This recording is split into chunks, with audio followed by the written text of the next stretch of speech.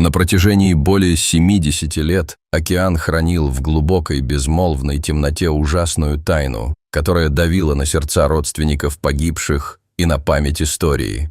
Пропавшая подводная лодка Второй мировой войны исчезла без следа, и лишь сейчас ее обломки всплыли на поверхность как тревожный знак.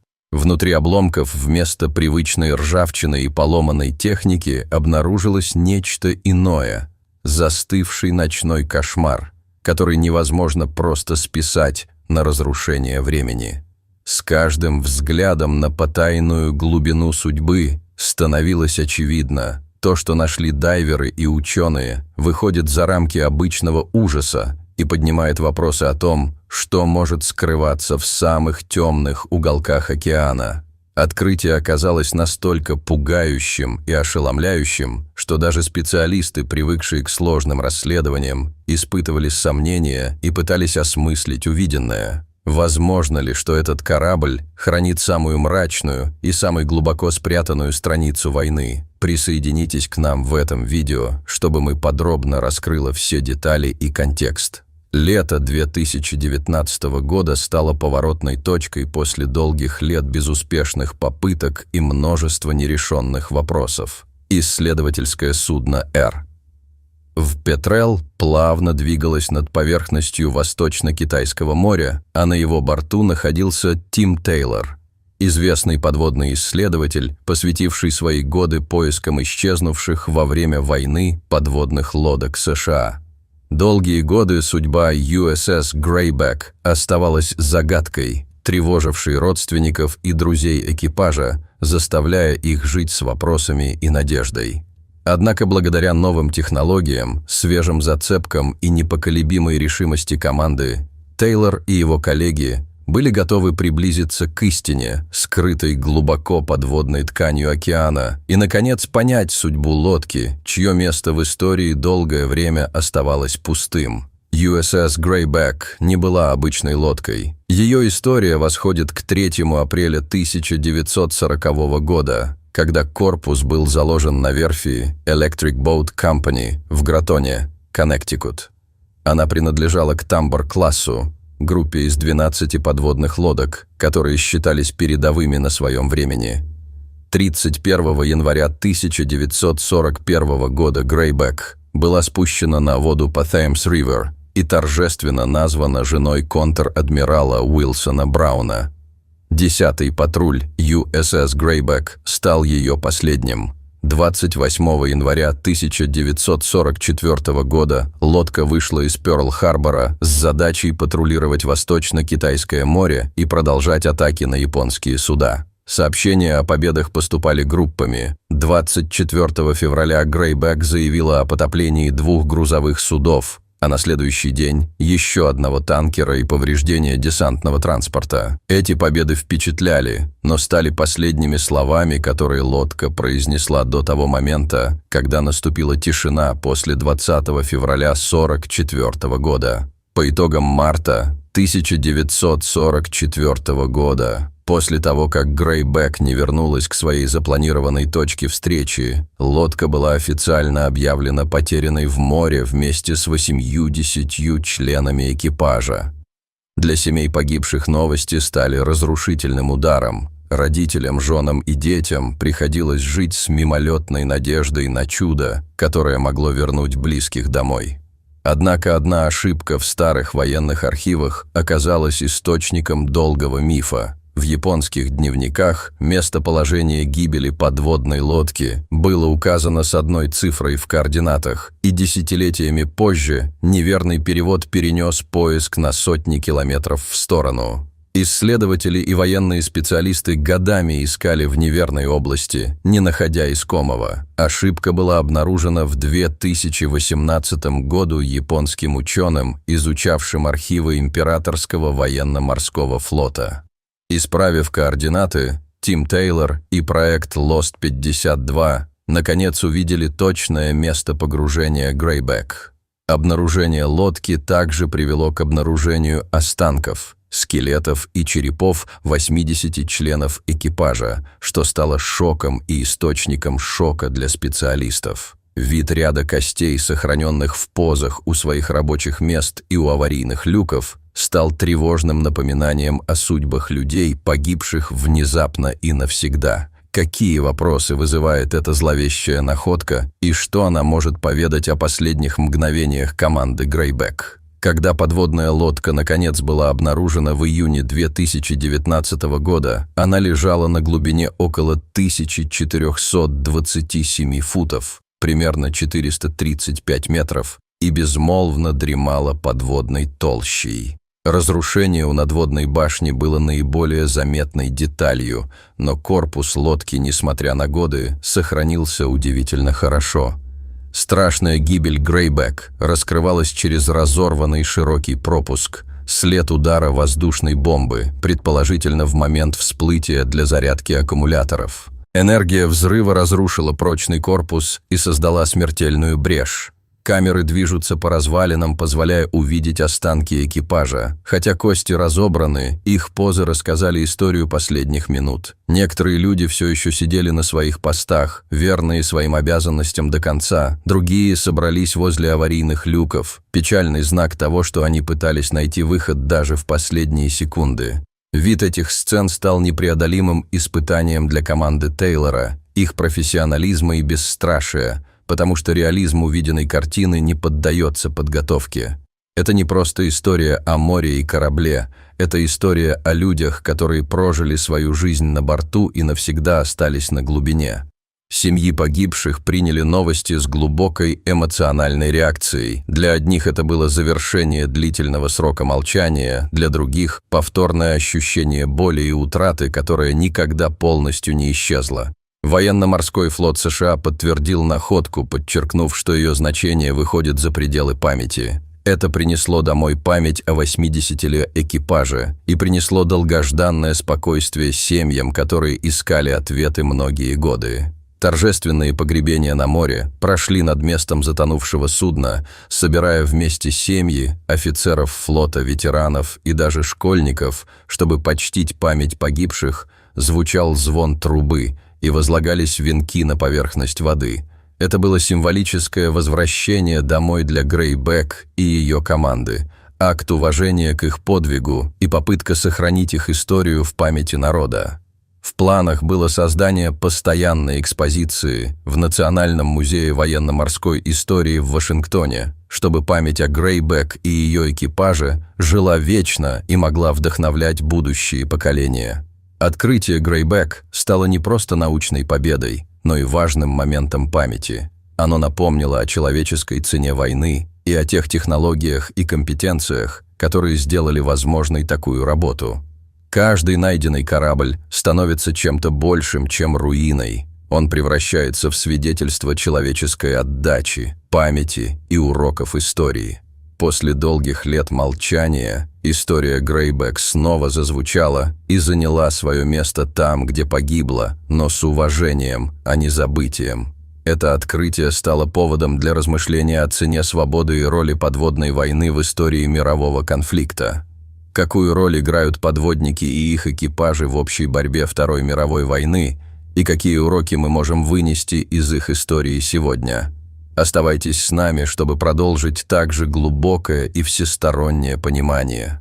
USS Грейбек, SS-208, была выдающимся образцом американской подводной силы во Второй мировой войне. Ее путь начинается с создания, частью масштабной подготовки флота к войне и намерения превратить лодки в мощный и надежный инструмент морской мощи. В то время флот спешил к войне, и подводные лодки, подобные Грейбек, проектировались с акцентом на сочетание скорости и выносливости. Они должны были преодолевать большие расстояния через Тихий океан, патрулировать вражеские воды и атаковать цели при удобной возможности. Конструкция Грейбек следовала стилю Тамбор-класса. Это были более крупные, более вооруженные и более топливные суда по сравнению с предыдущими моделями, что позволяло им дольше находиться в море. Длина Грейбек составляла около 307 футов, водоизмещение при поверхностном плавании около 1475 тонн, а под водой примерно 2370 тонн. Ее двигатели представляли собой дизельно-электрическую систему, которая позволяла лодке достигать скорости около 20 узлов на поверхности и примерно 8,75 узлов под водой. Вооружение включало 10 торпедных труб, 6 в носу и 4 в корме, что позволяло атаковать как вперед, так и назад. Кроме торпед, Грейбек также была оснащена 3-дюймовым палубным орудием, полезным для атаки небольших кораблей или добивки поврежденных целей. В ходе войны противовоздушная оборона была усилена, поскольку японская авиация становилась все более опасной. Грейбек вступила в службу и стала одним из самых результативных кораблей своего класса.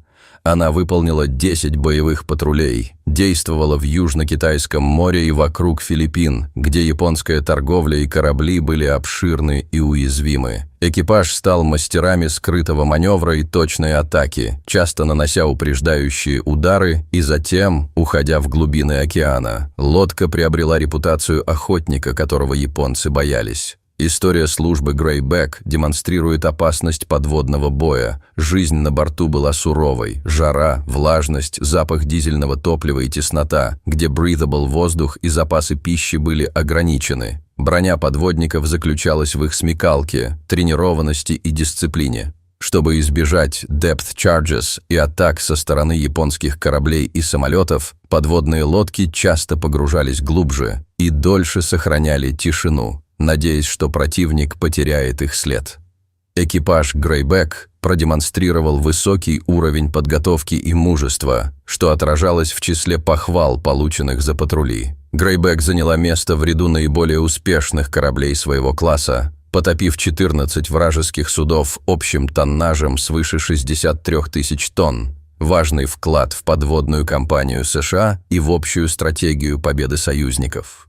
Тем не менее, освоение дальнего патрулирования и высокий потенциал войны сопровождались большими потерями, и гибель Грейбек напомнила об опасностях подводной войны и уязвимости даже самых мощных кораблей. Ее потеря могла повлиять на операции США в Тихом океане и стала уроком того, как важна каждая лодка, каждый патруль и каждый человек на борту. Когда затерянный военный корабль наконец нашли и раскрыли полную историю того, как он погиб, мемориальные и образовательные усилия начали формироваться почти немедленно. Семьи, местные сообщества и военные руководители поняли, что задача выходит за рамки точного определения места гибели и раскрытия дата деталей. Они решили, что память об 80 погибших моряках не должна исчезнуть со временем. На берегах и в близлежащих городах возводились камни, памятники и мемориальные плакаты, чтобы каждая семья могла найти место для скорби и почтения, а общество могло почувствовать связь с теми, кто отдал свою жизнь за страну.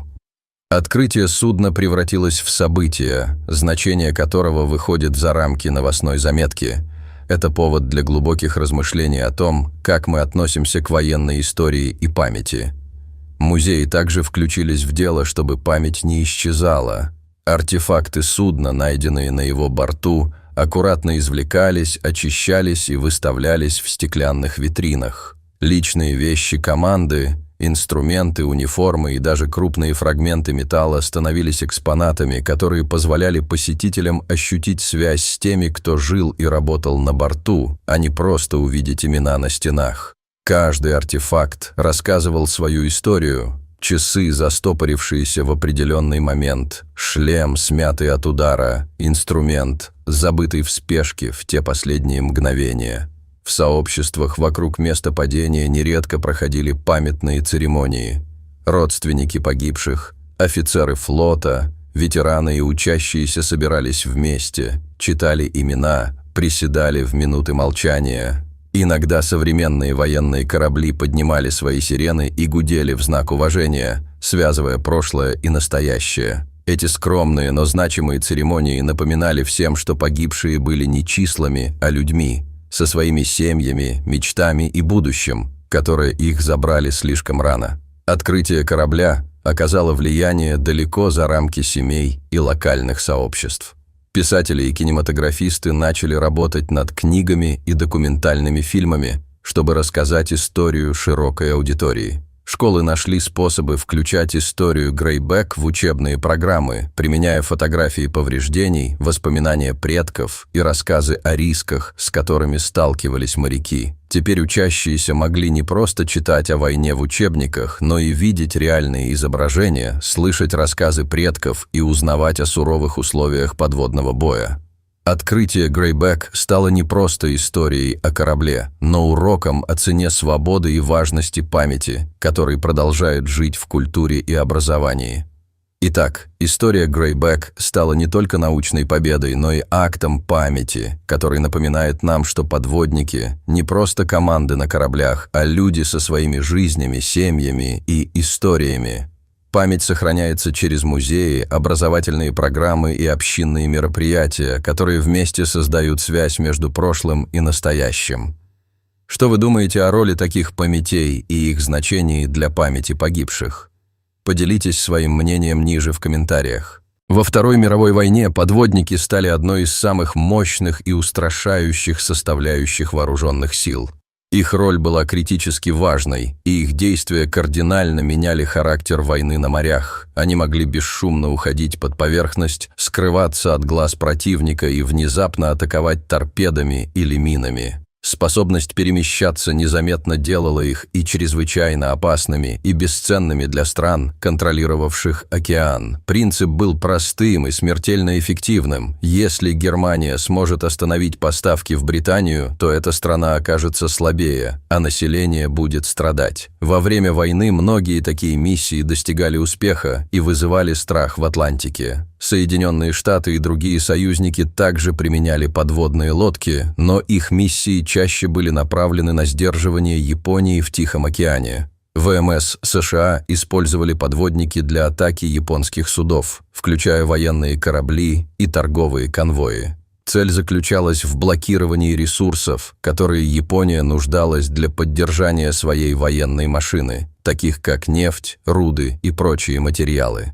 Американские подводники действительно потопили огромное количество японской торговой флотилии, что сыграло большую роль в требуемой стратегической геополитической динамике и в конечном итоге помогло ослабить и частично победить противника.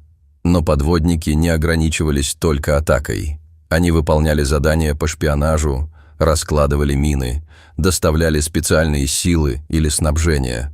Некоторые лодки отправлялись на секретные миссии по сбору информации о передвижении врага, береговых рубежах и оборонительных сооружениях. Другие перевозили небольшие группы солдат, которых высаживали на вражеских берегах для саботажа или разведки. Эти миссии были крайне рискованными. Лодки должны были приближаться к вражеским водам, оставаясь незамеченными. Технологии подводных лодок во время войны претерпели колоссальные изменения. В начале войны многие лодки вынуждены были находиться на поверхности большую часть времени из-за слабых батарей. Они использовали дизельные двигатели на поверхности и переходили на батареи, когда погружались. Это накладывало ограничения на продолжительность пребывания под водой. Со временем появились новые дизайны, делающие подводные лодки быстрее, тише и способные погружаться глубже на более продолжительные периоды, что еще больше усилило их эффективность. Противолодочная оборона также стала критически важной. Страны искали способы защититься от подводной угрозы, применяли сонар, глубинные бомбы и эскортные корабли. Конвои торговых судов стали путем их защиты. Военные корабли сопровождали конвои и улавливали подводные лодки. Самолеты патрулировали моря и искали вражеские лодки.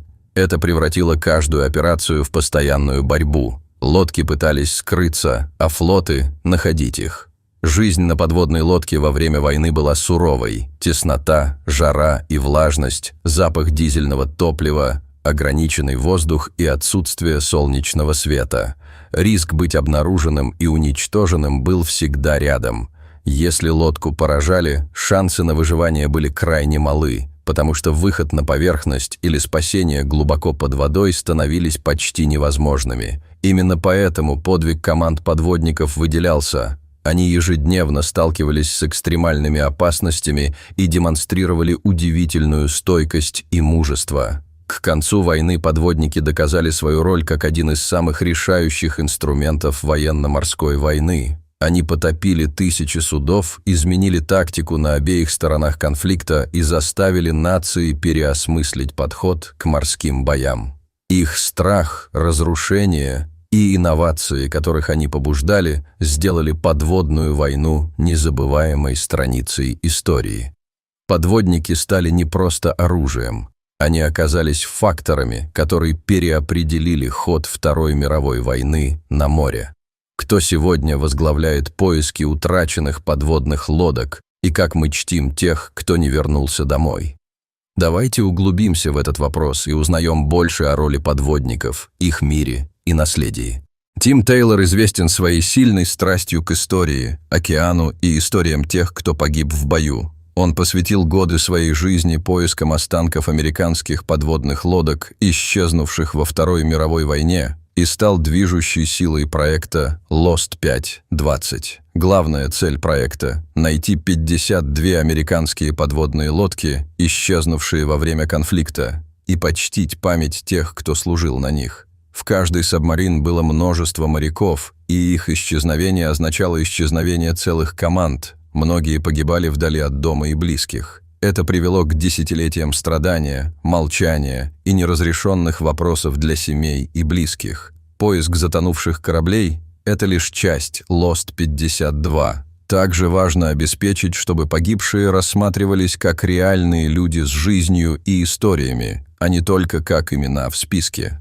Тейлор использовал передовые технологии, включая подводные дроны и точное сонар-картирование, чтобы находить эти корабли, затонувшие на великих глубинах океана. Эти суда не были легкими объектами для обнаружения. Многие ушли на дно на глубинах, удаленных от берегов, и их точки часто скрывались в самых труднодоступных местах Тихого океана. История Тима Тейлора и Lost 52 Project – это история, где переплетаются технологии и человечность. Это свидетельство того, как современные инструменты могут, наконец, пролить свет на загадки прошлого и как память о тех, кто не вернулся домой, может продолжать жить спустя десятилетия. Пока подводные лодки остаются глубоко под волнами, молчаливыми и неподвижными, проект обеспечивает, чтобы люди внутри помнили себя как героев, отдавших все ради своей страны. USS Grayback служит напоминанием не только о высокой цене войны, но и о могуществе духа человека и силе памяти. Ее удивительный дизайн, впечатляющая история службы и драматичная кончина напоминают о стойкости экипажа и опасностях, с которыми сталкивались моряки в глубинах океана. Наследие подводной лодки живет в истории находок, в борьбе за память и в уроках, которые она дает будущим поколениям. Как вы считаете, какое значение имеют эти открытия и как они влияют на наше восприятие памяти погибших?